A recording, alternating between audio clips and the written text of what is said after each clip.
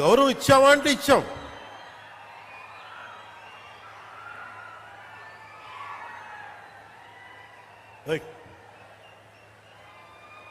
Sciences కూర్చోండి.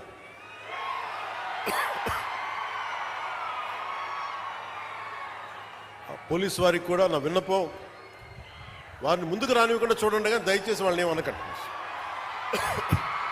Okay okay వినండి. Okay నేను చూసుకుంటాను కదా, మీరు కూర్చోండి.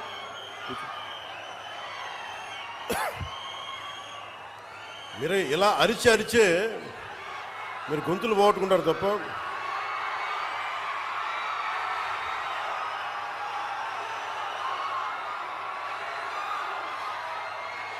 ఓకే, అక్కడున్న యువతంతా దయచేసి బ్యారికేడ్స్ నుంచి ముందుకు రాకండి.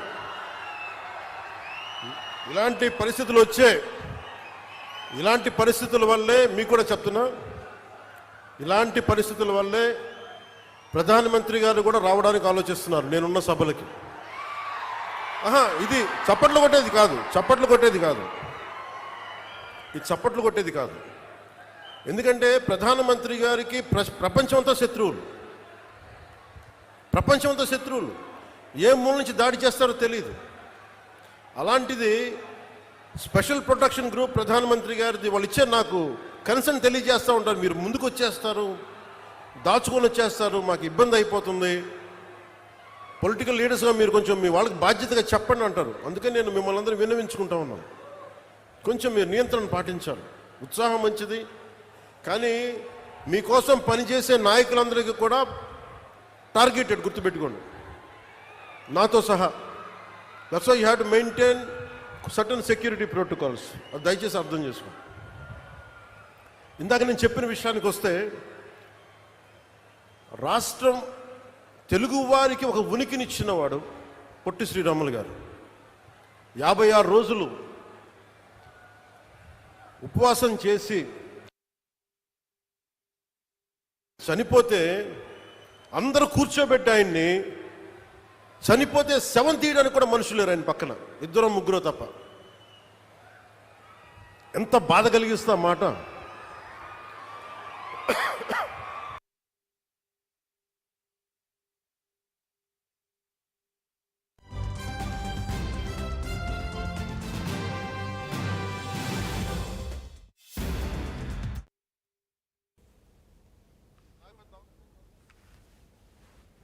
ఇక్కడ ఖననం చేశారు. అలాంటి వ్యక్తికి ఎప్పుడు నా గుండెల్లో ఉంటారు, మనందరూ గుండెల్లో పెట్టి.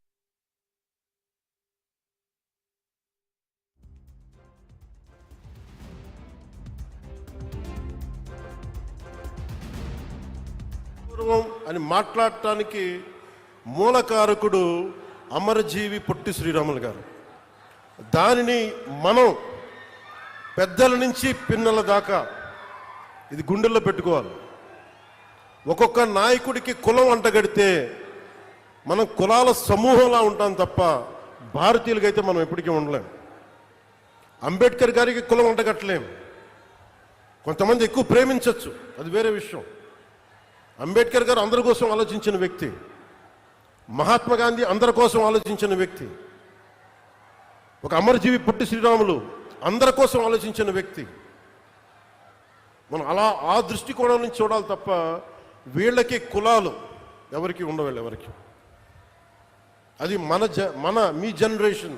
నేను బాధ్యత తీసుకున్నా.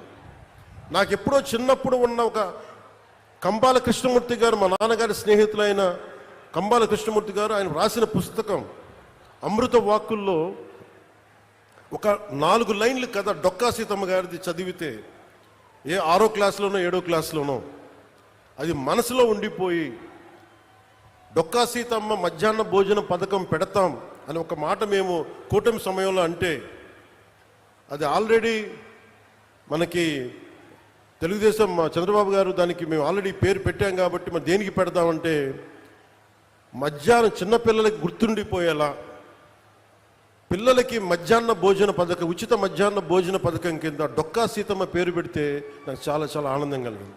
ఆవిడ కులం చూడలేదు, ఎవరికి ఆకలితో అమ్మ నాకు అన్నం పెట్టు అంటే డొక్కా సీతమ్మ అంటే వచ్చి అన్నం పెట్టేది. అంటే ఈ స్ఫూర్తిని వచ్చే తరాలకి మనం ఒకసారి గుర్తు చేసుకోవాల్సిన అవసరం చాలా చాలా ఉంది.